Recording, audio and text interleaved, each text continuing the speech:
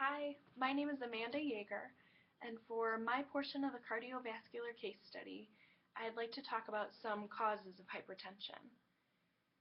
In Harrison's Principles of Internal Medicine, they cite that approximately 90 to 95% of patients diagnosed with hypertension, they find no exact cause. Therefore, they're diagnosed with primary hypertension, also known as essential or idiopathic hypertension. This differs from secondary hypertension in that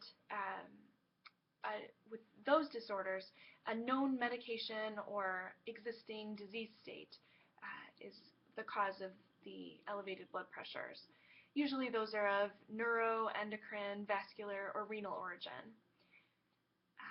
Complicated hypertension, it can exist when long-term damage to cell walls leads to the elevated blood pressures.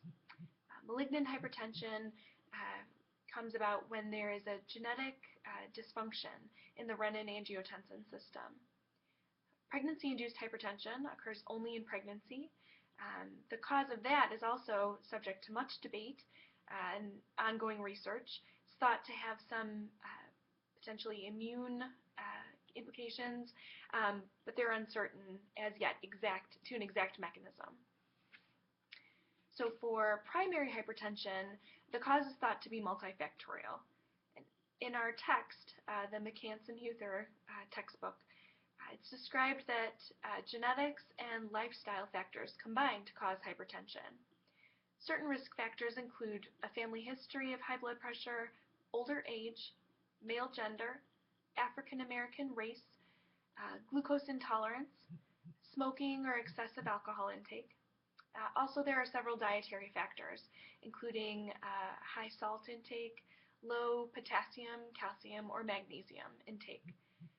The patient described in our case study, a 56-year-old African-American male presenting to the clinic after a 10-year absence from care, certainly carries with him several of these factors. Certain factors are additive in their effect. And this is described by the American Health Association in their 2000 article in their online journal, Circulation, where it's described that the co-occurrence of certain factors like obesity and excessive alcohol intake, for example, that when taken together, they increase a person's risk for hypertension far more than any risk factor might independently. Also, in the same article, they assert that it's no longer appropriate to broadly define essential hypertension as elevated blood pressure without cause. They say this because a number of causes can usually be identified in any one patient with hypertension.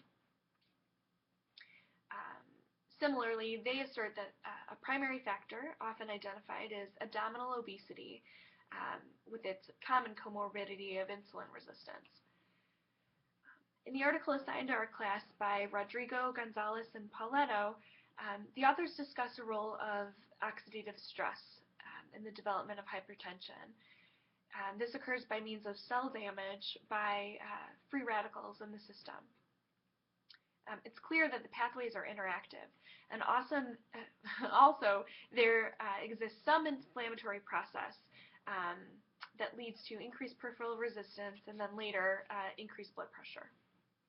But a key concept of clinical importance here, as described in the Hypertension Management Guidelines by James et al., assigned to us within this module from JAMA. In that article, they state that hypertension remains one of the most preventable contributors to disease and death. This is important for clinicians because many factors are modifiable.